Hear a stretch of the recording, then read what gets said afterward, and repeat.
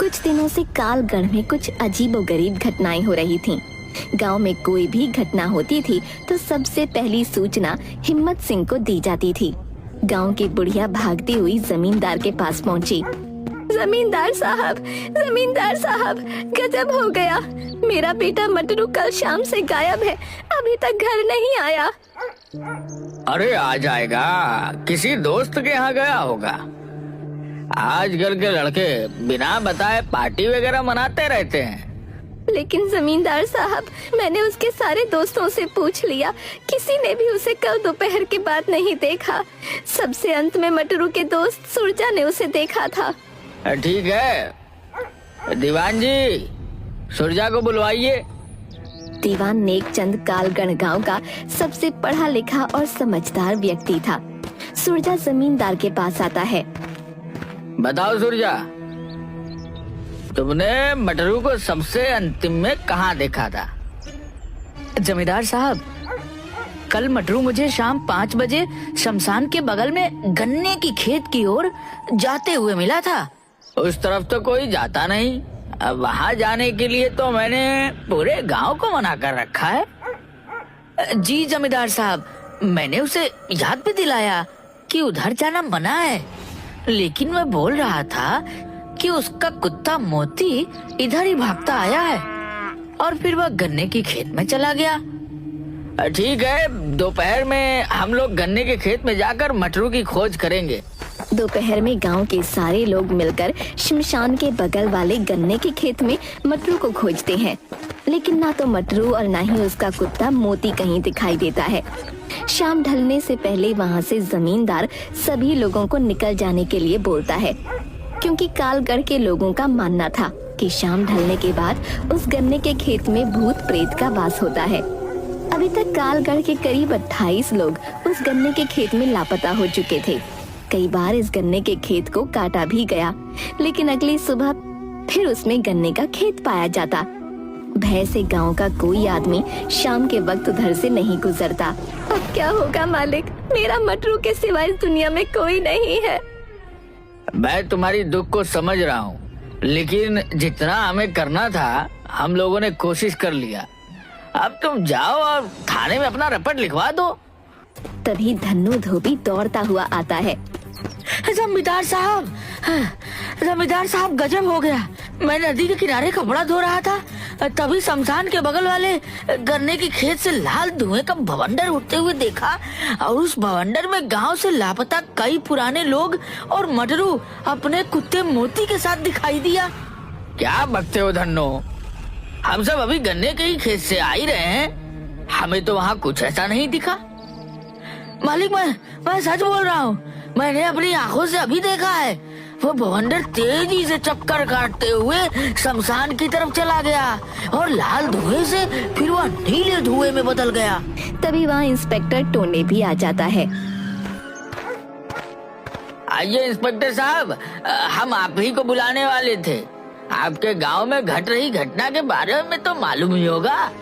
जी हाँ जमींदार साहब, गांव में घट रही घटनाओं पर हमारी पैनी नजर है। हमने 2 कांस्टेबल सिंटू और पिंटू को गन्ने के खेत के पास चेक पोस्ट बनाकर तैनात रहने को कहा है। अभी धन्नू धोबी ने गन्ने के खेत में लाल धुएं का बवंडर उठते हुए देखा है, जो शमशान में जाकर नीले कलर में बदल गया और विलीन हो गया। हमें यह भी पता है, कांस्टेबल सिंटू और पिंटू ने इसकी पुष्टि की है कि उन्होंने भी ऐसे बवंडर को उठते हुए देखा है जिसमें कुछ लोग फंसे हुए दिखाई दिए थे। मैं इसीलिए आपके पास आया हूँ कि आप गांव में सभी को हिदायत दे दें कि शाम के वक्त गन्ने के खेत की तरफ कोई नहीं जाएगा। गांव का सबसे बड़ा सेठ चित्तर पांडे की कार भी वहाँ आ जाती है। अरे आइए चित्तर पांडे जी, आप ही के गन्ने की खेत की चर्चा हो रही है। अरे मैं भी इस भूतिया गन्ने की खेत से परेशान हो गया हूँ। मैं सोच रहा हूँ कि उसके चारों तरफ 4 दीवारी घिरवा दूं, ताकि कोई आगे कांड न हो। सही सोचा है सेठ जी आपने। ये लीजिए मुखिया जी, 2 लाख रुपए मेरी तरफ से बुढ़िया को दे दीजिए। अरे पांडे जी, आप खुद दीजिए। अरे आप ही दे दीजिए, मैं गुप्त दान देने में विश्वास रखता हूँ, दिखावे में नहीं। अच्छा, मैं चलता हूँ, मंत्री जी के साथ एक इम्पोर्टेंट मीटिंग है। ऐसे ही आदमी को हमारे समाज की जरूरत है। बहुत ही नेक आदमी है सेठ जी। उधर कांस्टेबल सिंटू और पिंटू चेक पोस्ट पर। भैया आप कहाँ से हो? हम तो बिहार से हैं। और आप? हम तो यूपी से हैं। जरा सुरती है तो दो यार, डर के मारे पिछवाड़ा फटा जा रहा है। बताओ, हम लोग क्या भूत पिशाच भगाने के लिए भर्ती हुए थे पुलिस में? हाँ भैया, बात तो तुम ठीक कह रहे हो। ये लो चिनौटी, पहले खैनी रगड़ो, फिर खा के सोचेंगे कि हमें क्या करना है। डर तो ससुरा हमें भी लग रहा है। भैया तुमने कभी भूत देखी है? हाँ भाई, हमने तो भूत देखा है। हमारे चाचा को मेरे सामने भूत ने उठाकर 3 बार उठाकर पटका था। जब हम आम के पेड़ के रखवाली के लिए मचान बनाकर उस पर सो रहे थे। मैं नहीं मानता, मैं भूत प्रेत को नहीं मानता। ये एक कोरी कल्पना और अफवाह है। ठीक है भैया, अपनी अपनी सोच है। अच्छी बात है कि तुम्हें भूत प्रेत पर विश्वास नहीं है, हमें तो है भैया। ऐसा करते हैं, आधी रात तक तुम पहरा देते रहो, आधी रात के बाद मुझे उठा देना और तुम सो जाना। हाँ, यही ठीक रहेगा भैया। ठीक है भाई, मैं तो अब सोने जा रहा हूँ। रात 2 बजे हमें उठा देना। अभी 5 मिनट ही हुए थे कि चेक पोस्ट के पास बने झोपड़ी में सिंटू सोने जा रहे पिंटू के पास आता है। अरे सिंटू, क्या हुआ, तुम अंदर क्यों आ गए? भाई मुझे पेशाब लगी है। अबे तो पेशाब अंदर करेगा क्या? थोड़ी दूर जाकर पेशाब कर लो, पूरा खेत खाली पड़ा है। वैसी बात नहीं है पिंटू भाई, दरअसल मुझे उधर जाने में डर लग रहा है। प्लीज थोड़ा सा मेरे साथ चलो ना, मैं पेशाब कर लूंगा तो फिर आ जाना। यार अभी तो तुम कह रहे थे कि तुम्हें भूत पिशाच से डर नहीं लगता है। तुम्हारे इस बात से मुझे भी कुछ हिम्मत बढ़ा था, लेकिन तुम तो मुझसे भी ज्यादा डरपोक हो। चलो टॉर्च लेकर चलते हैं। सिंटू चेक पोस्ट से कुछ दूर जाकर पेशाब करने लगता है। उससे 2-4 कदम दूर पिंटू खड़ा हो जाता है। अचानक वहाँ से एक काली बिल्ली सिंटू के पैरों से टकराती हुई दूसरी ओर खेत में भाग जाती है।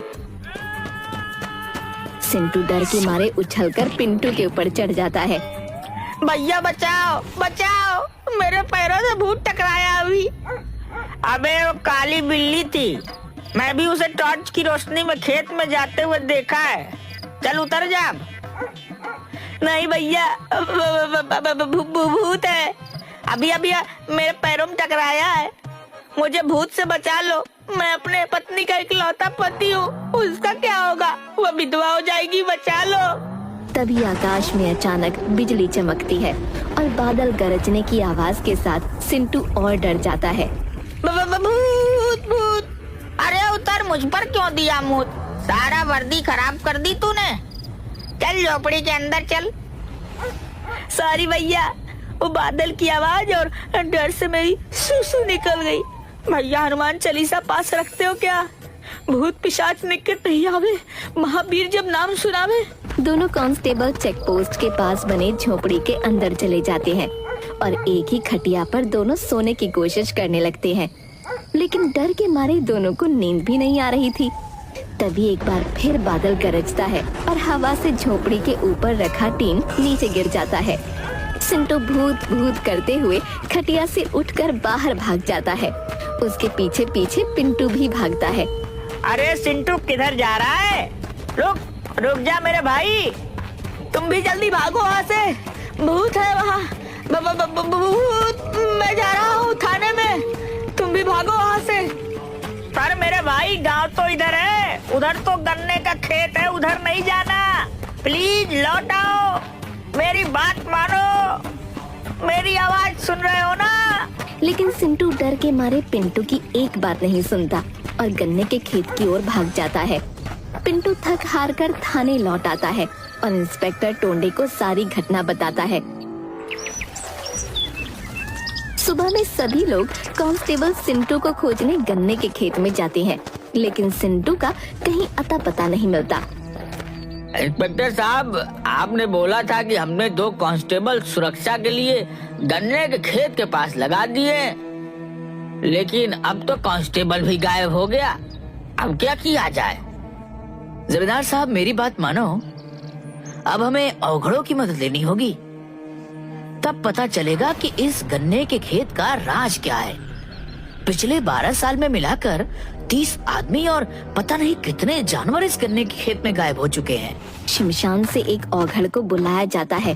वो हड्डी को खोपड़ी में मारकर कुछ सुनने की कोशिश करता है और बताता है, जय महाकाल, मेरी तैलिया मसान की खोपड़ी बता रहा है कि आज से करीब 12 साल इस गन्ने के खेत में किसी पुजारी की हत्या करके गाड़ दिया गया था।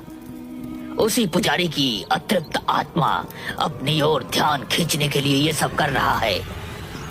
हमारे गांव में आज तक किसी पुजारी की हत्या तो नहीं हुई है। हाँ, 12 साल पहले हमारे गांव के मुख्य पुजारी मंदिर से भगवान का सोने का सारा गहना मुकुट लेकर भाग जरूर गया था। मूर्ख, वो भागा नहीं था, उसकी हत्या की गई थी। आज भी हत्यारा यही गई है। जब तक उसको सजा नहीं मिल जाता तब तक इसी तरह इस गांव के आदमी लापता होते जाएंगे। तो अब हमें क्या करना चाहिए? गांव के सभी लोगों को यहाँ इकट्ठा करो। बीमार, गर्भवती महिला और छोटे बच्चे छोड़कर कोई भी अपने घर के अंदर नहीं होना चाहिए। जमींदार के आदेश पर गांव के सभी लोग वहाँ पर इकट्ठा हो जाते हैं। महाराज, सभी लोग आ गए हैं? नहीं, अभी भी एक आदमी नहीं आया है। वह बीमार भी नहीं है। सर, सेठ चित्तर पांडे सिर्फ नहीं आए हैं, उन्हें अभी किसी जरूरी मीटिंग में शहर निकलना है।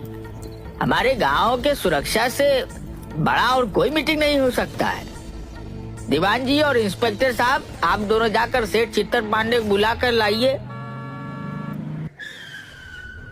चित्तर पांडे आने में बहुत आनाकानी करता है, लेकिन इंस्पेक्टर साहब और दीवान जी के दबाव के कारण उसे औघड़ के पास आना ही पड़ता है। आइए पांडे जी, आप मेरे पास बैठिए। हाँ महाराज, अब आप अपना काम शुरू कीजिए। अभी ये तेलिया मसान की खोपड़ी हवा में उड़ते हुए उस आदमी के पास जाएगी और वहाँ ठहर जाएगी। 5 मिनट उस आदमी को अपना गुनाह कबूल करने का अवसर मिलेगा। उसके बाद तो ये खोपड़ी मेरी भी नहीं सुनेगा। इससे निकलने वाली आग से अपराधी का चेहरा भस्म हो जाएगा। जमींदार साहब, ये क्या ड्रामा कर रहा है? मुझे इस सब में विश्वास नहीं। मैं चलता हूँ। मंत्री जी के साथ मेरी बहुत इम्पोर्टेंट मीटिंग है शहर में। अरे मैं फोन कर दूंगा मंत्री जी को, वो मेरे जान पहचान के हैं। आप टेंशन मत लो, आधे घंटे की बात है। तभी अचानक अवधार की खोपड़ी उड़ते हुए सीधा चित्तर पांडे के पास आकर रुक जाती है। औघड़, ये क्या मजाक है? हटाओ इसे यहाँ से। शायद आपने मेरी बातों को गंभीरता से नहीं लिया। आपके पास 3 मिनट बचे हैं गुनाह कबूल करने के लिए, क्योंकि 2 मिनट तो हमारी बात में ही बर्बाद हो गई। हाँ, मैं ही पुजारी की हत्या का अपराधी हूँ। रोको इसे, मैं मरना नहीं चाहता। 12 साल पहले जब मैं मंदिर से सोने और गहने और मुकुट की चोरी करके भाग रहा था तो पुजारी ने मुझे देख लिया था और मेरे पीछे पीछे इस गन्ने के खेत में पहुंच गया, जहाँ मैं गहने को मिट्टी में छुपा रहा था। मैंने उससे विनती की, लेकिन वो नहीं माना, तो मैंने उसे गला दबाकर मार दिया और वहीं उसकी कब्र खोद दी। कुछ दिन बाद उन सोने के आभूषणों को बेचकर सेठ चित्तर पांडे बन गया। इंस्पेक्टर साहब, देख क्या रहे हैं? इस दुष्ट को हिरासत में लीजिए। कांस्टेबल पिंटू टोने का इशारा मिलते ही तुरंत सेठ चित्तर पांडे को पकड़कर हथकड़ी लगा देता है।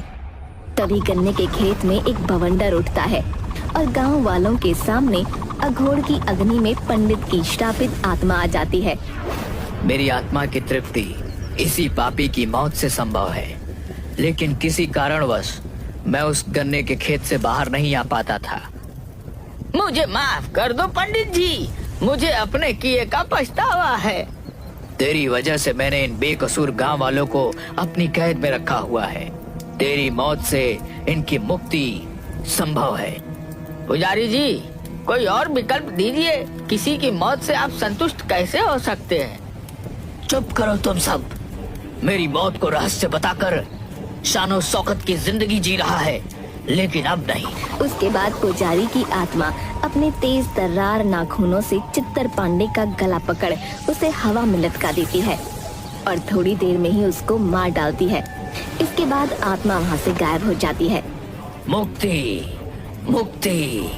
और एक के बाद एक करके 30 आदमी और कई मवेशी उड़ते हुए आकर औघड़ के पास गिरते हैं और सभी सुरक्षित अपने अपने परिजनों से मिल जाते हैं। औघड़ के कहने पर उस गन्ने के खेत को जलाकर पुजारी जी की याद में एक बड़ा सा मंदिर बनवा दिया जाता है।